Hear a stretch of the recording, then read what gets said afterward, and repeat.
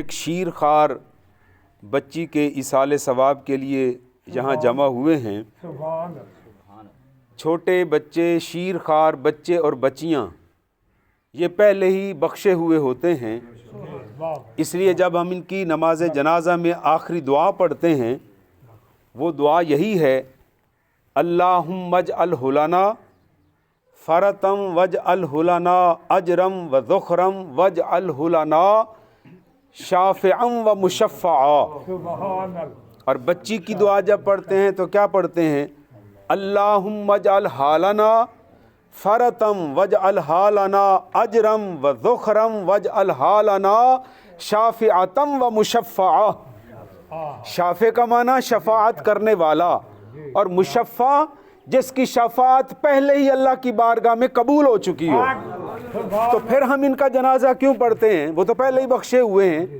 ان کا جنازہ اس لیے پڑھتے ہیں کہ چونکہ وہ پہلے بخشے ہوئے ہیں، جو جو ان کے جنازے میں شامل ہوگا اللہ انہیں بھی بخش دے گا، اور جو ان کی کلخانی میں شامل ہوگا اللہ تعالیٰ انہیں بھی بخش دیتا ہے۔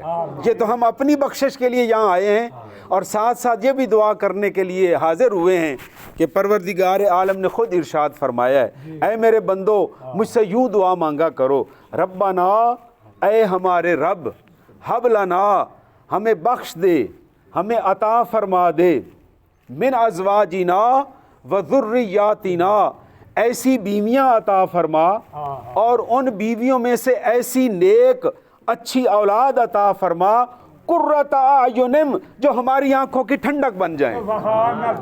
پھر آگے کیا ہے؟ وجعلنا للمتقین اماما، اور ہمیں اور ہماری اولاد کو متقین، اللہ سے ڈرنے والے پرہیزگاروں کا بھی امام بنا۔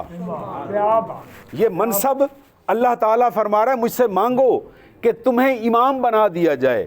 تو دنیا بھر میں وہ لوگ، ماں باپ خوش قسمت ہیں جن کے بچے امام بن کر مصلی پر کھڑے ہوتے ہیں، کیونکہ پروردگار عالم سے آپ نے مانگا، رب نے آپ کے بچے کو مسلمانوں کا امام بنا دیا۔ اور امام کی کیا شان ہے، کیا وقار ہے اور کیا عزت ہے۔ آج کل کے معاشرے میں ہمارے اماموں کی اتنی عزت نہیں ہے جتنی اللہ اور اس کے رسول نے عطا فرمائی ہے۔ جب ایک عام سا بندہ، ایک عام خاندان کا فرد جس کے پاس دولت تھوڑی ہو، لیکن جب وہ مصلی رسول پر کھڑا ہو جاتا ہے تو اس کے پیچھے جو مقتدی بن کر آتا ہے، چاہے وہ 100 مربع کا مالک ہی کیوں نہ ہو، چاہے اس کا سگا باپ ہی کیوں نہ ہو، جب وہ نیت باندھے گا تو وہ یہ نہیں کہے گا پیچھے اپنے بیٹے کے اللہ اکبر، بلکہ کیا کہے گا؟ پیچھے اس امام کے اللہ اکبر۔ امام کو اللہ نے وہ عزت دی، مصلی رسول پر آنے کی دیر تھی، باپ نے بھی اس کو اپنا امام بنا لیا، اور امیر و کبیر لوگوں نے بھی اس کو اپنا امام بنا لیا۔ یہ ہے حضور کے دین کی نسبت کا کمال۔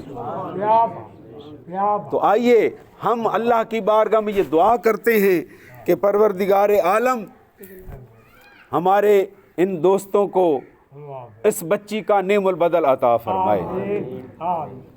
جب یہ شیر خوار بچے دنیا سے چلے جاتے ہیں تو یہ جاتے کہاں ہیں؟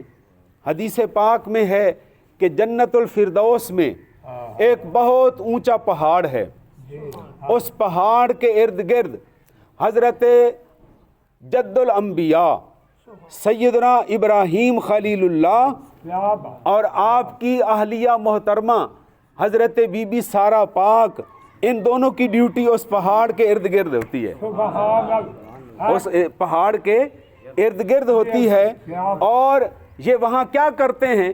دنیا سے جو شیر خوار بچے، دنیا سے جو بچے اور بچیاں بچپن میں فوت ہو جاتے ہیں، وہ سیدھے حضرت ابراہیم کے پاس پہنچتے ہیں،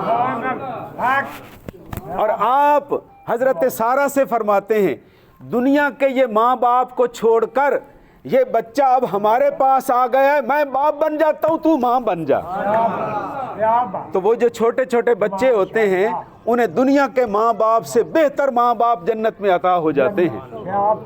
اور دوسرا مسئلہ بھی سنیے، یہ تو ہے مومن لوگوں کے بچوں کا حال۔ اب جو کافروں کے چھوٹے بچے فوت ہو جاتے ہیں ان کا درجہ کیا ہے؟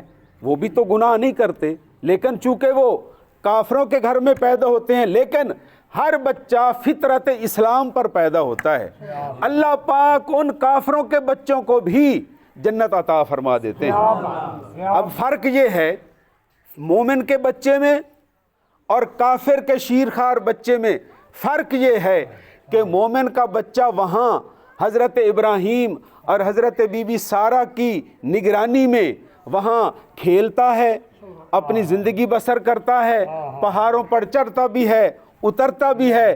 یہ جو کفار کے شیرخوار بچے ہیں یہ مومن بچوں کے خدمتگار ہو جاتے ہیں، یہ ان کی نوکری کرتے ہیں، ان کی خدمت کرتے ہیں۔ یہ فرق اللہ پاک نے بتا دیا کہ جو ایمان والا ہوگا اس کو اللہ پاک یہ درجہ عطا فرماتا ہے، اور جو ایمان نہیں لاتے ان کا یہ فرق ہے۔ تو اللہ تعالیٰ اس بچی کا نعم البدل عطا فرمائے۔ اس کے ماں باپ کو بڑا صدمہ ہوتا ہے۔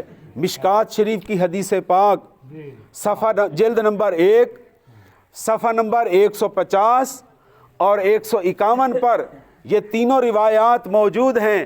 نبی پاک علیہ السلام ارشاد فرماتے ہیں، سرکار علیہ السلام ارشاد فرماتے ہیں، توجہ رکھیے، حضور ارشاد فرماتے ہیں کہ جب کوئی مومن کا بچہ یا بچی فوت ہو جاتا ہے، اللہ پاک فرشتوں سے فرماتے ہیں تم نے میرے بندے کے بچے کو موت دے دی، وفات دے دی۔ عرض کرتے ہیں یا اللہ ہم نے آپ کے حکم کے مطابق اس کو وفات دے دی۔ پھر فرمایا جاتا ہے کیا تم نے میرے مومن بندے کے دل کے پھل کو اس سے چھین لیا؟ یا اللہ تیرا حکم تھا، ہم اس کا بچہ اس کے گھر سے لے آئے ہیں، اس کی روح لے آئے ہیں۔ تو پروردگار عالم پھر ارشاد فرماتے ہیں جب اس بچے کا اس کی روح اس کے جسم سے جدا ہوئی، اس وقت اس کے ماں باپ بھلا کیا کہہ رہے تھے؟ جانتا تو اللہ پاک سب کچھ خود ہے، علیم بذات الصدور ہے، سینے میں پیدا ہونے والے ارادوں کو بھی، دماغ سے پیدا ہونے والے خیالات کو بھی جانتا ہے، لیکن پوچھ کس لیے رہا ہے؟ تاکہ ہمیں پتہ چل جائے، ہماری تعلیم کے لیے پوچھا جا رہا ہے۔ ارشاد ہوتا ہے جب اس کے روح کو جدا کیا اس کے جسم سے، اس کے ماں باپ کیا کہہ رہے تھے؟ تو فرشتے عرض کرتے ہیں، ملک الموت کی نگرانی میں جو فرشتے آتے ہیں، یا رب العالمین جب اس بچے کی روح کو ہم نے جسم سے جدا کیا تو اس کے ماں باپ تیری حمد بیان کر رہے تھے، تیری تعریف کر رہے تھے کہ دیا ہوا مال بھی اسی کا تھا، واپس بھی اسی کی بارگاہ میں گیا ہے، اور ساتھ ہی وہ یہ بھی عرض کر رہے تھے کہ ہم اللہ کی رضا پر راضی ہیں، تیری حمد بیان کر رہے تھے اور تیری رضا پر راضی رہ کر انا للہ پڑھ رہے تھے۔ تو پروردگار عالم فرماتا ہے اے فرشتوں گواہ ہو جاؤ، میرے بندے نے میری تقدیر پر سر جھکا دیا، میرے فیصلے پر اس نے شکوہ نہیں کیا، اس نے شکایت نہیں کی، میری حمد بھی کہی ہے اور انا للہ و انا الیہ راجعون بھی پڑھا ہے، میں رب اس پہ راضی ہو گیا ہوں، اس کے نام کے لیے جنت میں ایک گھر بنا دو اور اس گھر کا نام رکھ دو بیت الحمد، کیونکہ اس نے میری حمد بیان کی ہے، میری تعریف بیان کی ہے، لہٰذا اس کو گھر بھی وہی عطا کیا جائے جس پر بیت الحمد لکھا ہوا ہوتا ہے۔ ایک روایت۔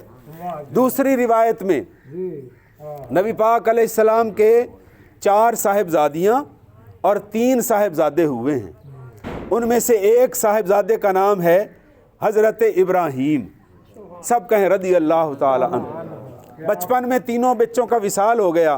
جب حضرت ابراہیم علیہ السلام کی باری آئی تو حضرت انس بن مالک روایت کرتے ہیں ہم جنازہ لے کر جنت البقیع کی طرف جا رہے تھے، حضرت اور صحابہ کرام حضور کے دائیں بائیں چل رہے تھے، نبی پاک علیہ السلام خود انہیں فرمایا کرتے تھے किसी गरीब सहाबी को अपने आगे चलाया करते थे। हुजूर कभी दरमियान में हो जाते, कभी इस तरफ तशरीफ़ ले जाते, ताकि गरीबों को भी ये एहसास हो जाए कि कोई और हमारा साथ दे ना दे, आमना के लाल तो हमारे साथ हैं। तो हज़रत अब्दुर्रहमान इब्ने औफ ने चलते चलते हुजूर के चेहरे अक़दस की तरफ देखा, तो क्या देखते हैं कि हुजूर की चश्माने मुबारक से भी आंसू जारी हैं। अर्ज़ की या रसूल अल्लाह, आप भी रो रहे हैं?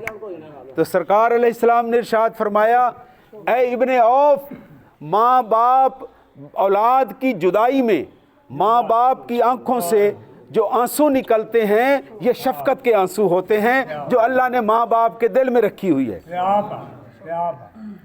और तीसरी रिवायत, हज़रत ज़ैनब जो नबी पाक अलैहिस्सलाम की साहिबजादी हैं, बड़ी साहिबजादी, सबसे बड़ी साहिबजादी का नाम क्या है? हज़रत बीबी ज़ैनब पाक रदी अल्लाह अन्हा। उनका बच्चा फौत होने के करीब था, तो उस बच्चे को हुजूर के पास लाया गया। बच्चा तड़प रहा था। नबी पाक अलैहिस्सलातु वस्सलाम ने अपने हाथों में लिया और हुजूर के आंखों से भी आंसू जारी हो गए। अर्ज़ की हुजूर, आप अपने नवासे की जुदाई पर हुजूर आप भी रो रहे हैं? तो सरकार ने फरमाया, ऐ मेरे सहाबा, ये शफ़क़त के आंसू है जो अल्लाह पाक ने माँ बाप और नानके और दादकों के दिलों में रखे हुए हैं। तो हज़रात मोहतरम, छोटे बच्चों की जुदाई पर दिल तो बड़ा दुखी होता है, लेकिन ये यकीन रखिए कि अल्लाह की रज़ा पर राज़ी होकर तो देखें, अल्लाह पाक उसके बदले में क्या क्या इनाम अता फरमाता है। और हम खुद चूँकि मांगने वाले हैं, हम उसके दर के भिखारी हैं, हम उसके दर के सवाली हैं, हम अल्लाह के दर के आकर अपना हाथ और अपना दामने मोहब्बत फैला रहे हैं। या अल्लाह, इस बच्ची का नेमुल बदल अता फरमा।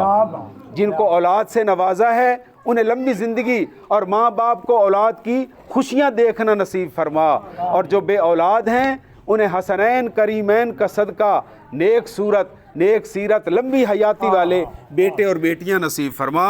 वमा अलैना इल्लल बलागुल मुबीन।